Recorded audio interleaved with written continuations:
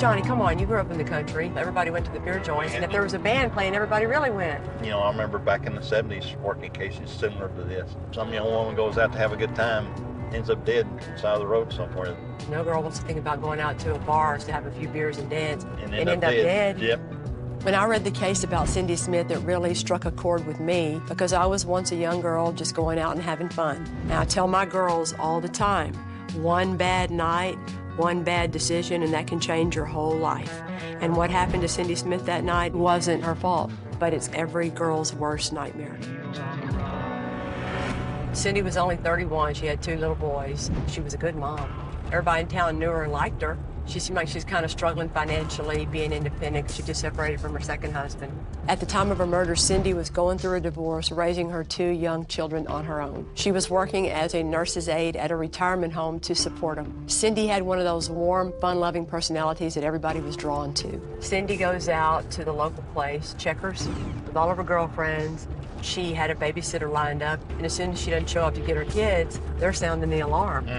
On July 28, 1988, Cindy Smith was reported missing, and 11 days later, her body was discovered on secluded Cemetery Road. Advanced decomposition had set in, leaving her head skeletonized and detached from her body. The medical examiner was unable to determine the cause of her death, which was a giant hurdle in trying to determine who was responsible.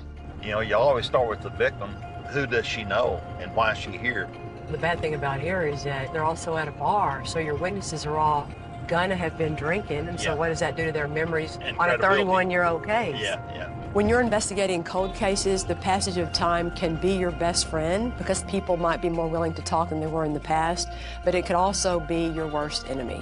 After 31 years, our biggest challenge is going to be trying to find all these witnesses to see what they can remember about that night. If we can't find them, we may never get justice for Cindy or her boys. We got to figure victims.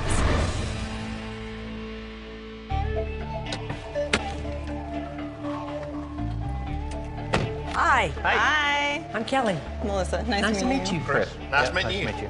We're excited to be here. 31-year-old case, right? How old are you? I'm close. Let's go get to work. All right. Let's go get to work.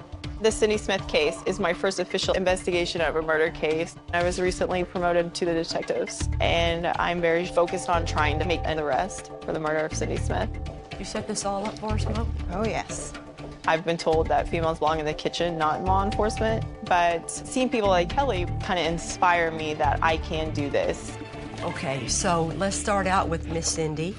The people at the nursing home loved her. And at the time, Cindy had 2 boys. Yes. They were how old? 8 and 4. Okay, and they have different daddies. Yes. They do. Did she grow up here? I believe she's from California. Yeah. Cindy had 2 kids. One of her boys was from her prior marriage, and she was in the process of divorcing Ed, her second husband, who had just recently moved out of the house. She was a single mom who was focused on trying to give her kids the best possible life while trying to repair her own. So, Chris, start us out with how did this night begin? Cindy was going to go out dancing and drinking with her friends at the Checkers, and there's several people that said that she was dancing with lots of guys. The bar closed at what time? At 1. And then when she didn't show back up to get her kids from the babysitter, they knew that something had went awry. The sheriff's office investigated Cindy's disappearance, and they interviewed people from the bar as well as Cindy's friends, who all pretty much believed that Cindy would have never left her children, and they feared the worst. On August 7th, 11 days later, she was found at the Dry Valley Cemetery, and she was deceased. How far is it from Checkers? 25 minutes. Oh, Yeah. really? Yeah. Who found Cindy at the cemetery? A couple stopped in to see some family at the cemetery. They were coming down the road, and she was just kind of laying on the side of the road. She was in extreme decomposition. She was out there in that hot July sun. She was a mess. The autopsy report said that her cause of death was undetermined. A girl living near the cemetery reported hearing gunshots the night that we believe Cindy was killed. But the autopsy didn't reveal any evidence of gunshot wounds, and unfortunately, all the case photos have been lost. We're going to bring in our forensic pathologist, hopefully to determine the manner of Cindy's death, and that might provide a clue to help identify her killer. On the suspect board, Lewis Smith, he also went by the name Ed. How's it go, Johnny? We start with the husband or boyfriend, always suspect number 1. Was he an ex-husband or about to be ex-husband at the time? They had filed, and they were going pending. through the process. And it was contentious. It was. What all do we know about their relationship? They were argumentative. There was physical violence between the two. Wasn't there actually a police call one time? Yes. So they had at least one domestic violence call. He did get in trouble for an assault. Was that a man she was seeing? He comes up on a man at the house? Yeah. Was Lewis Smith at Checkers that night? Not that we know. There were not any witnesses who reported seeing Lewis Ed Smith at Checkers, but he does have a history of jealousy turning to violence. It makes you wonder if he might have heard that Cindy was out with other men and possibly intercepted her after she left the bar. So we have two pictures of Larry Lawrence Timmons. I'm gonna put them side by side, okay? What's the interaction between Larry and Cindy at Checkers? They were dancing and drinking together. Several people see him together. Lots of people inside the bar saw him. Larry Timmons was a local laborer, and unlike Ed, he was seen with Cindy that night at Checkers. When the sheriff's department looked at Larry's criminal history, they noticed one particular incident that put him on their radar. May of 1976. May of 76. Kidnapping of a little boy. The little boy, he's 11 at the time. After he asked Larry if he could mow his yard, Larry took him downstairs to the basement. Then at some point, he starts drowning him in a cooler full of water. The little boy admits that he passes out, and when he comes to, Larry is gone. The little boy eventually gets out of his restraints and escapes out the window. Now, he was convicted on the kidnapping. He got 4 years. Larry served his time and has not been incarcerated since. This crime was 12 years before Cindy was murdered, but what we need to figure out is whether or not that was an isolated incident or a precursor of aggressive behavior that resurfaced the night Cindy was killed. Now, he's questioned in Mr. Purse's report. He says what? She did not leave. I left by myself. I went home. Nothing to do with Cindy but dancing. Yeah. He gave consent to search his vehicle. And I know y'all did a search warrant on the truck. You didn't find any blood. Investigators searched Larry's gold Mazda pickup and found nothing to indicate that Cindy had been inside. Swabs of the interior were collected, but never tested for DNA. So we sent the samples to our lab for processing. If Cindy's DNA is found, that would go a long way to prove that Larry killed her. So this whole case revolves around witnesses from a bar, from how many years ago, yeah. who's going to remember it, and who's who's going to be alive. credible, who's going to be alive, Yeah. and who's not a drunk. Yeah. We have two suspects and one big mystery. What happened to Cindy Smith that night after she left Checkers? The key to this case will be the memory of the witnesses from that bar. And hopefully after 31 years, they can tell us who she was with, who she left with, and who killed her.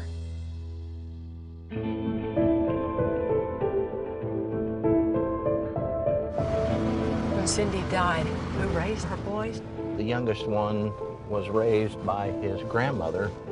And then Sean, who was the 8-year-old at the time, wound up living with his dad over in Ireland. So the boys never grew up together? No, not at all. Wow. Cindy's murder not only left her two young sons without their mom, they were also split up and raised apart. Hello, guys. Hey, hello. Their situation is further complicated because the younger son's dad is Lewis Ed Smith, one of our suspects. Meeting with them right now is not about all that. We just want to let them know that we're going to try our hardest to get them some answers. I'm sure it was hard for y'all growing up without a mom. And Yeah. Because you were how old? I was 8 years old. And you were how old? I was 4. Okay. What were you ever told as little boys about your mom? Anything? I remember a lot of her. You do? I was Okay. very fortunate that I have a lot of memories of going to the lakes and going camping and how much fun she was. My mother was very vibrant. She was loved by everybody. My mother was my world. I loved her to the end of the earth and back. Whoever took her away, they took a piece of me away too. I feel a bit sad for my brother because he doesn't have as many memories as I do. But she's definitely missed. Can I ask kind of how you dealt with being raised without your mom? It's had its difficulties, you know. There's times where I wish I could talk to her, and I wonder what my life would be like Yeah. if it hadn't happened, because it would be completely different. Completely so. different. With what happened, y'all ended up being separated. How much do y'all talk to each other? A lot more recently. Good. Well, that can be one good consequence of all this, too, that y'all get closer together, too. I could only hope so, yeah. Be nice. Absolutely. See there what you're doing? We want to do whatever we can to try and give you all the answers that we can. The fact that someone actually cared enough to try has brought a solace to me.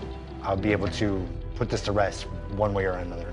We're going to get started working if that's okay with you guys. Absolutely. All right. It's not just that Cindy was murdered, but her two small sons end up being separated and raised completely apart. And it's just that other repercussion of a murder that you don't think about, and how so many people's lives are affected by one bad crime one night. It's just horrible. And I hope we don't let them down.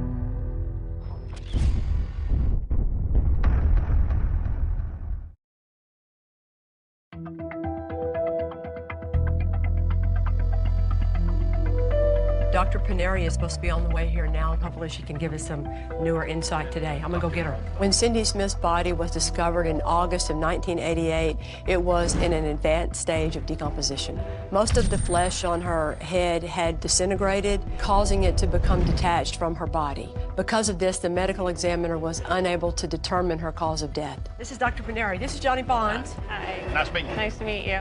A witness reported hearing gunshots coming from the cemetery the night that we believe Cindy was murdered, though her autopsy didn't show any evidence of a gunshot wound. We brought in our forensic pathologist to try and determine whether or not a gun could have played a part in Cindy's death. Now, when you get into an advanced stage of decomposition, this is where the autopsy can be greatly affected. So let's talk about differential decomposition, when one part of the body is more decomposed than the other parts.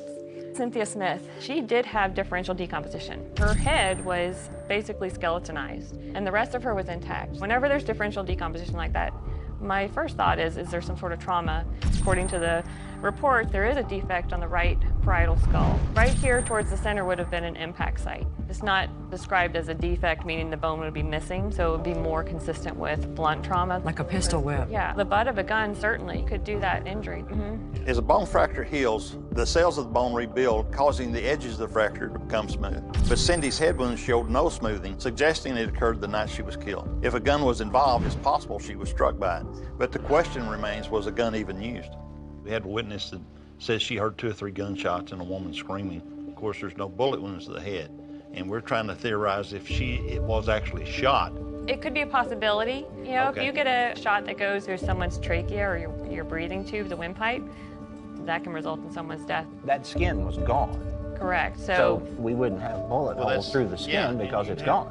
Dr. Paneri's belief that Cindy could have been shot supports the witness that says she heard gunshots and that Cindy was killed in the cemetery. It's unclear if Cindy's estranged husband, Lewis Ed Smith, owned a gun, but we do know our other suspect, Larry Timmons, denied owning one. That's cool. It is. I love that kind of work anyway. Yeah, of course you do. Yeah. You're such a nerd.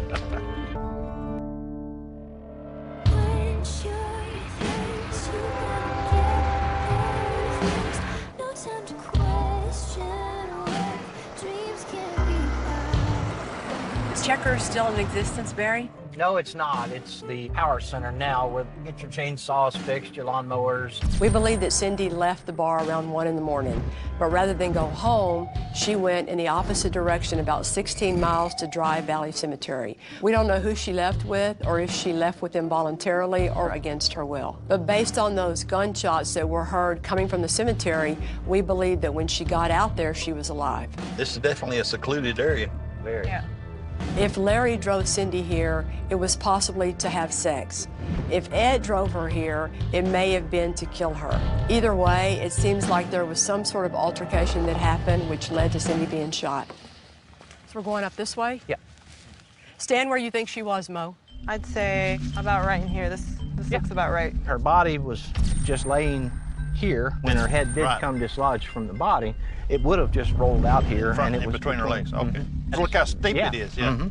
I Pushed think out. she was just pushed out the truck He comes down the hill before he hits the main road. He pushes her out the door and leaves. and leaves. It's secluded and 30 minutes to get here. yeah.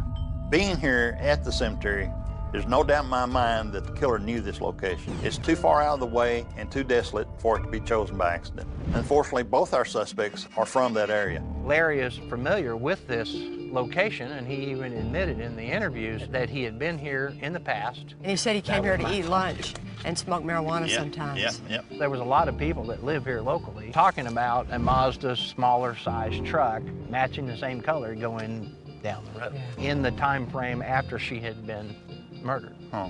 Larry worked about a mile from the cemetery and actually admitted to the police that he'd come here on his lunch break. Is that an innocent man being forthcoming, or is that a killer trying to account for any evidence that he had been there? I don't know if I'd come here to eat lunch.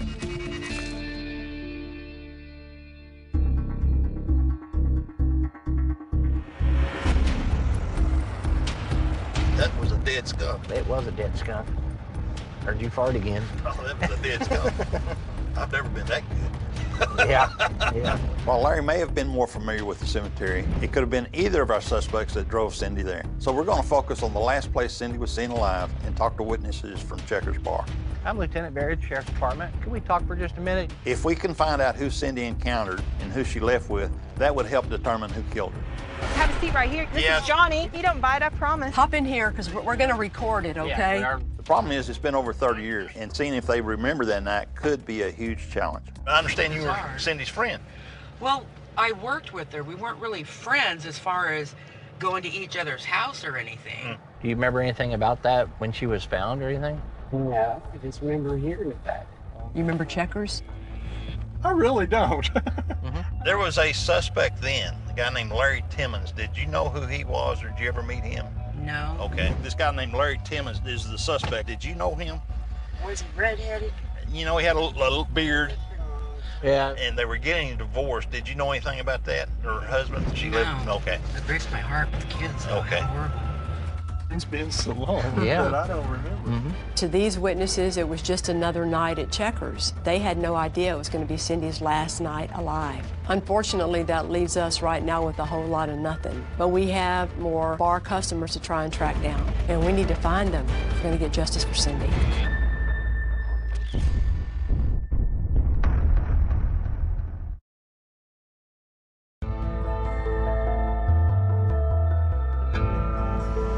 It's pretty driving around out here. The skunk's still there. I was hoping the vultures had carried him off. We haven't been having very much luck with our customers who were at the bar when Cindy was last seen alive, all the way back in 1988. I'm Lieutenant Barry at the Lawrence County Sheriff's Department. We're excited to talk to you. Marilyn Chambers was not only with Cindy that night, she drove Cindy to the bar. So we're hoping that she paid a little bit more attention to what Cindy was doing and who she was with. You guys were all friends and just went out for the night. We did it a lot, went to the bars, but we never thought nothing like that would happen. Did you remember Larry? Did you ever have conversations with him? I seen him go over to a table full of girls, and I knew they wouldn't dance with him. I was afraid he was going to come to my table, and I was going to leave. So I took her purse, because she left it under the table. Okay. So I took it over there. Oh, I what'd said, she come on, do? let's go. And she don't know. She wasn't going then. He was going to bring her. That Larry was going to bring her home. Yeah. She said, you just go on. I didn't know nothing about him. I was like, ugh. You never- Boy, you're picking an ugly one. Did you happen to see them leave the bar together? I did. No. But she told you that she was going to leave with him She told me he's bringing her. several times. She said, you just go on. Okay. Marilyn Chambers is telling us that Cindy was going to leave with Larry Timmons and he was going to take her home. The Dry Valley Cemetery is the opposite direction from Cindy's house, so maybe she left with somebody else. I couldn't believe that happened to her.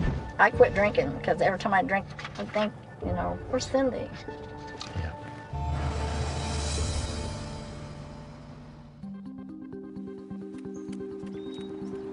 Okay, so this little trailer here, it's my first methamphetamine bus. Oh, really?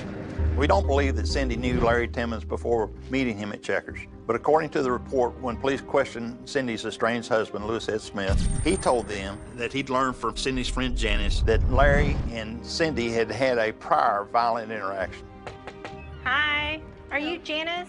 If Cindy and Larry had a history, we need to know. Hopefully, Janice can clear this up. I was supposed to went with Cindy and Marilyn that night to the bar over in Monette, and I decided not to go because I had to work the next day. Where did you work? Rowan Nursing Center. Okay, with Cindy. Okay. And Marilyn. You remember her husband, Eddie. Ed Lewis, he went by both names. Yeah. Lewis advised on July 29th, 88, after work, he called Janice Medlin, that's you, right? Right. And talked to her to see if she had any contact with Cindy. Janice told him that Larry had hit Cindy and left a bruise on her face. Janice also said that apparently the reason she was hit was because she knew too much about drugs and other going-ons. Eddie said all the time. Yeah. So you never told him anything about that? No, I keep asking Eddie if he knew where Cindy was that 2 weeks that she was missing. Because that's the only thing we have that says she had known Timmons prior to the night she met him. No, I don't think she'd ever met Larry before that. Why would Ed tell the police that, I wonder? I'm trying to think why he would say that. And the only time you ever saw her bruised, who put bruises on her? Ed. Ed did, okay. Yeah. Ed did beat on Okay. Cindy a lot. And then, in fact, there was one night that Ed was drunk, and he grabbed Cindy by the hair and just beat the crap out of her. Oh, really? Yes. Okay. Right in front of my husband and I. Did you ever hear that Eddie went to the bar that night? No, I never Okay. knew that. It's odd that Ed told investigators that he'd heard that Larry had beaten Cindy when Janice tells us that isn't true. It makes you wonder if Ed had discovered that Larry was a possible suspect and offered false information in hopes of turning the focus of the investigation away from himself. Thank you, ma'am. Hello?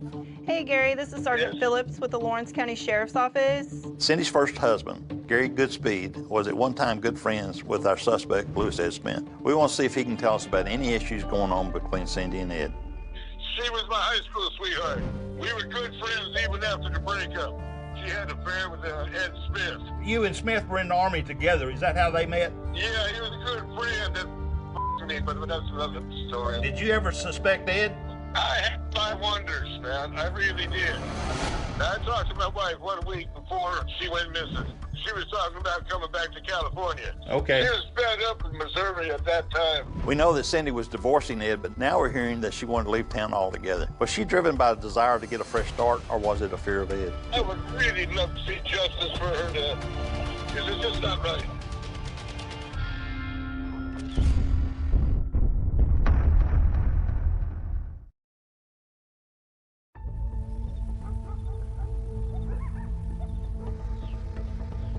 When Cindy Smith was murdered, she was in the process of divorcing our suspect, Lewis Ed Smith.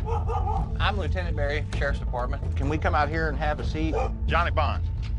I'm a retired homicide detective. We know that he had a violent past and they had a volatile relationship, which we learned turned physically abusive. There was one night that Ed was drunk, and he grabbed Cindy by the hair and just beat the crap out of her. Oh, really? Yes. Okay. Ed has agreed to talk to us, and his current wife has asked to listen in. Take me through what happened. I find out she's missing. I go up there by the bar, and I figured that sometimes she's mad and get drunk and run off and hide or something, you know. Well, I looked around, couldn't find anything, and there was an officer that lived there in Aurora. I asked him, I said, have you got any leads on my wife, where Cindy is or anything? You did a little bit of investigating yourself. Oh, yeah. Now, y'all had filed for divorce when she disappeared, if I remember I right. was living in Springfield, and I lived in Jenkins. Cindy, she was drinking pretty heavy at the time, if I remember right. Yeah. Wasn't that part of y'all's problems? Oh, yeah, we'd get in arguments. You got arrested for assault in January of '88. I got arrested several times for it. Was she ever the victim in any of those? All right. I know about the one where there was some boyfriend over on Porter Street in Aurora. Yeah. I found out my kids was there, and he told me it wasn't none of my business. And something just snapped. We always look at the husband or boyfriend first because you had a motive, because you were getting a divorce and she was going to get child custody and child support. I have nothing to hide. I haven't done nothing. We had arguments. Yeah. I thought about it for a long time. What really happened, you know? Yeah. It was a mixed up deal. It was. I want to get it to a conclusion. And, I appreciate it. Ed seems to be downplaying his violent past, but he's always been cooperative with law enforcement. The initial reports show that he did follow up with them on updates on the case, and that to me sounds like the actions of an innocent man. He was cooperative. Yeah. However, at this point, it's too early in the investigation to clear anybody.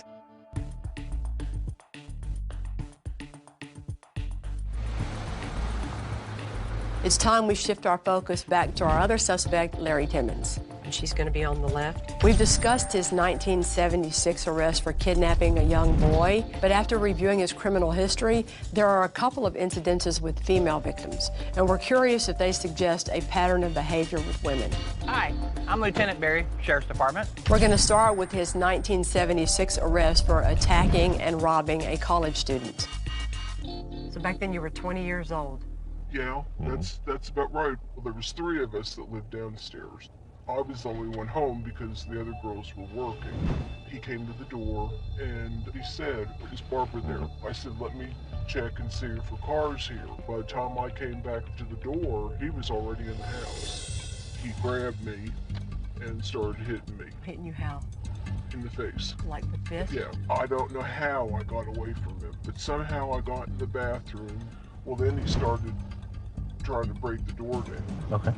I mean, I was like, I'm either going to get raped or he's going to kill me or something. Yeah. I mean, I was terrified.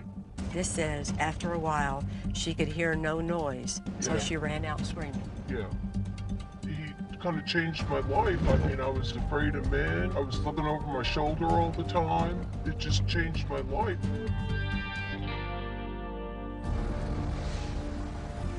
The second incident we want to learn more about from Larry's rap sheet is having to do with an arrest for harassment that happened just a few years ago. Larry sent multiple women emails of a sexual nature, and we want to speak to one of those ladies. I just wanted to talk to you about your incident that occurred in 2016 with Larry. I was in Monette working, and we usually go to the YMCA for exercise or whatever.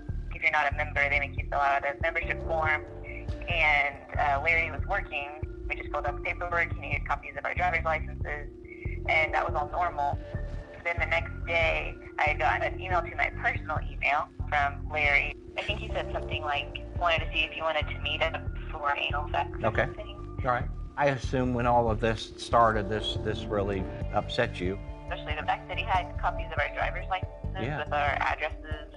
I didn't know he was that dangerous. These incidences occurred 40 years apart, but these might just be the only ones we know about. It sure suggests a pattern of predatory behavior toward women that started years before Cindy's murder and continued long after. It seems like Larry has been terrorizing this area for decades. These girls are still scared out of their minds.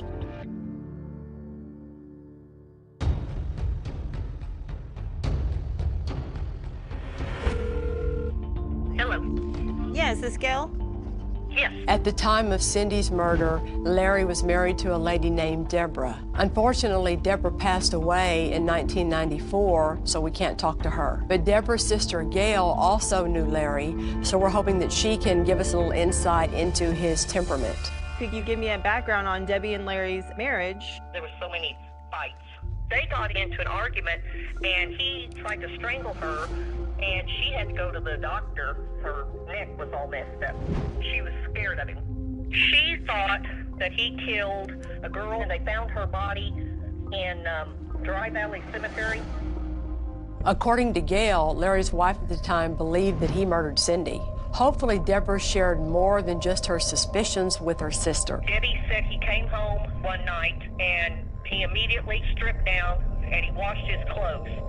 She said he went out the next day and he cleaned his truck top to bottom, and that was not normal. He hadn't cleaned nothing. The next day after he cleaned out the truck, she thinks he threw the gun in the Monette pond. What kind of gun? It was I saw it, it was a pistol. You saw it? Yeah, over at their house in Pierce City. It was laying out on the dining room table one day. It was a black handgun, had a black grip on it. After that, the gun was never seen again. Gail's statements about what Deborah saw are not admissible in court because Deborah is no longer here to testify about that. So they're considered hearsay. But Gail seeing the gun that Larry owned before the murder is something we can use and seems consistent with our theory that Cindy may have been struck in the head and shot with the gun. So if Larry tells the law he did not own a firearm, had not borrowed one or fired one in a long time, is that true or not? That's false. That is flat a lie. Jackpot.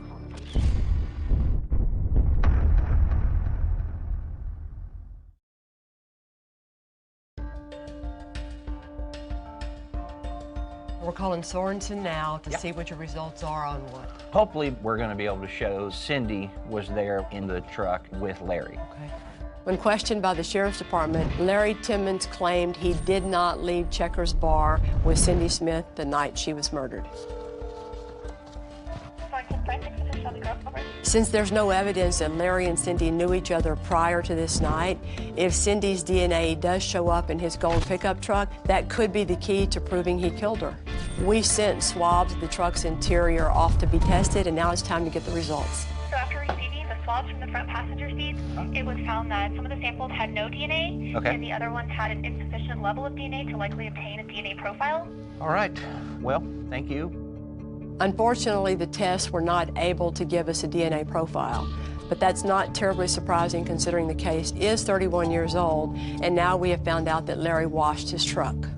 Got my famous saying. Say it. He said it the other day. We were clearing murder cases a long time before they had DNA. Absolutely. Just get in there and do the groundwork. Science might not be able to prove that Cindy was in Larry's truck, but we are not giving up. And now it is time to talk to Larry Timmons.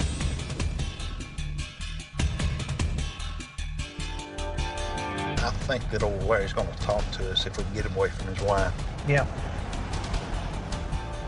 We know Larry Timmons was with Cindy at Checkers. And though we don't know if they left together, we know that he washed his clothes and truck and possibly disposed of a gun the next day. What's the plate on it? That's it. There he is. There they are. That's him. We went to Larry's house and he wasn't there. But call it dumb luck or the benefits of this being a small town. Johnny, we see him. We spot him at a nearby home. Hey, Larry. How are you? I'm good. I'm Lieutenant Barry with Lawrence County Sheriff's Department. Yeah. I'd like to talk to you for just a few minutes about what happened a few years ago, and I just want to talk to you about that. I'd be interested. Yeah. This is the 1988 case, Cindy Smith. You were a suspect, you know that. Yes. I moved forward with my life. Have you? Okay. I don't have any interest in going back. You don't want to help us figure this out? Well, there's nothing I can do to help you. I mean, I spent hours and hours and hours with them, so. Did you? Yeah. Back then? Investigators? Yeah. I was Mirandized, you know, and I said what I said, that's all I know. I just want to take this chapter and close it up for us and move on. Yeah, I hope you can. There's nothing I can offer you, though. I pretty much told them everything I knew. Anyway, I gotta go. Okay. Thank you. Uh-huh. Really, I thought we could get him in the car. He immediately, I'm not talking to you. I've said what I've said. I'm not going to say it again. So I was pretty disappointed that he didn't talk to us. But, man, he's an ex-con. Very rarely the ex-con will talk to you. I thought he'd have a conversation with you. I never thought he would. You should have bet you'd have won. I know. He's too smart. He's smarter than the average one. We've uncovered circumstantial evidence that points to Larry Timmons as Cindy's killer. He has a history of violence. He lied about owning a gun, and Cindy planned to leave with him that night. But without proving that Cindy actually did leave the bar with them, we're worried we might not have enough.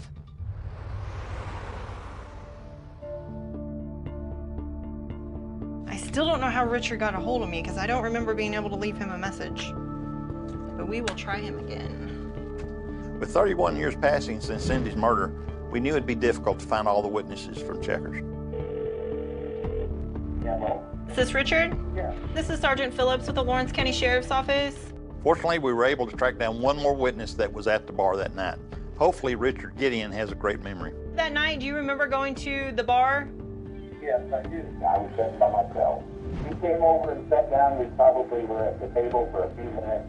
Then she went back over with her friend, and I didn't see her leave, but when I walked out the front door, I saw her and him in a pickup truck. The person that was driving the truck, do you remember what his name was? You know, no, I don't, because I've never seen that guy before. But I remember him. He had kind of strange eyes. Do you know what kind of truck it was? It was a yellow four-wheel drive, probably a half-ton pickup truck. Richard remembers seeing Cindy leave in a yellow pickup truck. We know at the time of Cindy's murder, her estranged husband, Ed Smith, was driving a 1974 Ford LTD. That model of car will never be mixed up with a pickup truck. But it does sound a lot like the 1988 Mazda pickup that Larry Timmons was driving. You actually remember seeing her getting in a truck with someone? Yeah, I came out. Mm-hmm. That's when I saw them pulling through the parking lot and moving out of the parking lot. And they passed right in front of you, correct? Right in front of me. Okay. Very good. We finally found a witness that can definitely say Cindy left the bar with Larry Timmons. We just made her case. Mr. Gideon, I suspect that you're going to get a call next few months. There's a good possibility we may file some charges. Okay, that's fine. All right, thank you, sir. Finally. Finally.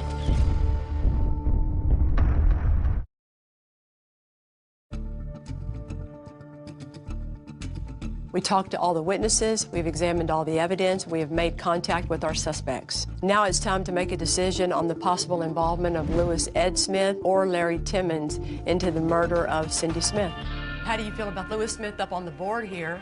We went and made contact with him, and he still remained cooperative. He remembers looking for her. And why do you care about that? If he's guilty, he wouldn't want to point more attention towards him. He was trying to find her. Well, I looked around, couldn't find anything. He's still concerned about this. Although Lewis Ed Smith downplayed his violent past, we didn't find any witnesses that put him at Checkers that night or that tie him to the cemetery. He was living in another town more than 30 miles away, and he did not own a pickup truck like the one Cindy was seen leaving in. Mo, are you ready to clear Lewis Smith completely from the suspect board? I'm ready to clear him. How about you, Barry? Absolutely. Johnny? Yes, absolutely. Even though it's usually always the husband or ex-husband, this time it ain't. Then we get to Larry Timmons. What Marilyn told us, that she was in an argument with Cindy about not leaving with Larry. I said, come on, let's go. And she told me no, that he was going to bring her. Larry was going to bring her home? Yeah. Richard Gideon, he seen them leave, and Cindy was in the truck with them. I saw them pulling through the parking lot and moving out of the parking. He says, foolishly, I left alone that night. We know today from talking to people at Checkers, he left with Cindy. Location of the body. And Larry Timmons puts himself there. I think he dropped something, or he's afraid there's some trace of him in that cemetery, so he acknowledged, yeah, I know where it's at. I have lunch there. Yeah, so that's your beautiful rhetorical question to the jury. Really and truly, so on the night Cindy goes missing, she winds up at the cemetery where Larry Timmons, of all the people at Checkers Lounge, says, oh, I used to go eat my lunch there. Yeah. And now we believe Cindy was shot, and Larry lied about owning a gun at the time. I saw it. It was a pistol. You saw it? Yeah, over at their house in Pierce City. You take all of that circumstantial evidence, and it suggests that Larry lured Cindy out of the bar that night and attacked her. That fits his pattern of criminal behavior in the years before her murder and after. I think he said something like, wanted to see if you wanted to meet up for anal sex. Okay. I mean, I was like, I'm either going to get raped or he's going to kill me or something. Yeah. I mean, I was terrified. I mean, this guy is a predator, and he's always looking for opportunities, and Cindy was an opportunity he took advantage of. So how do you feel about the case then? We're going to move forward with talking to our prosecutor to file the charges against Larry Timmons for the murder of Cynthia Smith. We need to get him in some handcuffs. My first investigation of a murder case went great. All right, let's go.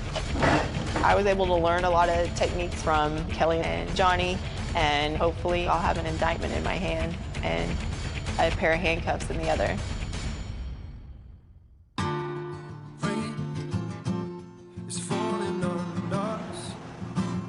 I don't even know what it would be like to go your whole life and never even know your mother. And that's how these boys were raised. Plus, they were apart from each other, you know? It's sad. When Cindy was killed, her sons were split up and left with so many unanswered questions. Thanks to the investigation, Sean and Jason have had a chance to rekindle their relationship, and now we can update them on the progress we've made in their mom's case. Unfortunately, Jason had another pressing family matter he had to go to, but he's standing by waiting to hear the news. How are you all week? Worried? You know, no matter what happens, it's just nice to know someone cared to try. We're excited. We have presented our case to the prosecutor for a first-degree murder against Larry Timmons for the murder of your mom, Cindy. So the evidence went that well, the witnesses were that strong to where the DA to like the case. Yep. And we feel pretty confident he's going to be indicted soon. Do we know why he did it? Some people in this world are just born broken and evil and mean. It's not that your mom did anything wrong. She just ran into a man that night who was a predator, and she was very, very unlucky. Yeah. It's been 31 years, and it makes me thankful for Detective Barry and Kelly for caring enough to bring this up. Call your brother. Thank you so much. News. Thank you, sir. Good luck, man. Thank you. It feels good to know I can put a close to this chapter. Hey, so I just got done with the investigators, and they are going to pursue charges for the murder of our mother against Larry Timmons. Well, it's been a long time. Yeah. I'm sorry I couldn't be there with you. Love you, man. I love you too. Bye. I think about her every day and wonder how her spirit is. To think that she will be happy, that makes me happy.